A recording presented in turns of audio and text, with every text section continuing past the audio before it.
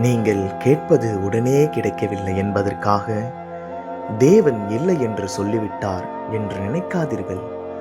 சில நேரங்களில் தேவன் நம்முடைய ஜெபத்திற்கு காத்திரு என்று பதில் தருகிறார். ஏன் தெரியுமா?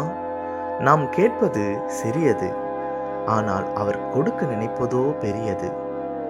நாம் ஒரு கதவை திறக்கச் சொல்கிறோம், ஆனால் அந்த கதவுக்கு பின்னால் என்ன இருக்கிறது என்பதை தேவன் ஒருவரே அறிவார். அதனால் சில கதவுகளை அவர் மூடுகிறார். அந்த நேரத்தில் நாம் அழுகிறோம். ஆனால் பின்னால் திரும்பி பார்த்தால் அந்த கதவு மூடப்பட்டதே எனக்கு ஆசீர்வாதமாக இருந்தது என்று ஒரு நாள் புரிய வரும், தெரிய வரும். என் நினைவுகள் உங்கள் நினைவுகள் அல்ல என்று ஏசாயா தீர்க்கதரிசியினால் உரைக்கப்பட்டதை நாம் அறிந்திருக்கிறோம். ஆம், அவசரப்படாதீர்கள். தேவனுடைய நேரத்திற்காக காத்திருப்போம். ஏனெனில் தேவனால் கொடுப்பதெல்லாம் நன்மையாகவே இருக்கும்.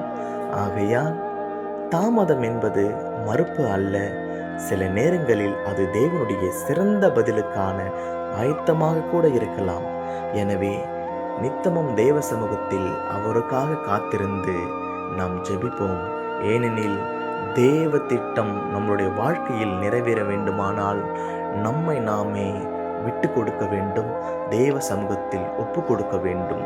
அப்போதுதான் தேவனுடைய கிருபையின்படி, திட்டத்தின்படி, இரக்கத்தின்படி அவருடைய செயல்கள் நம்முடைய வாழ்க்கையில் நிறைவேறும்.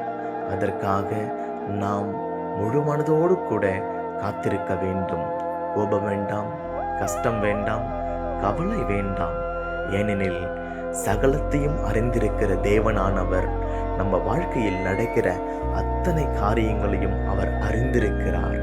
ஆகையால் எதை குறித்தும் கவலை வேண்டாம். நாம் செய்ய வேண்டியதெல்லாம் அவர் செய்யும் காரியத்தை விசுவாசிப்பதுதான். விசுவாசித்து காத்திருப்போம்.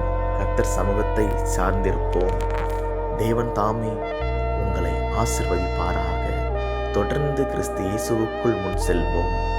ஆமென்.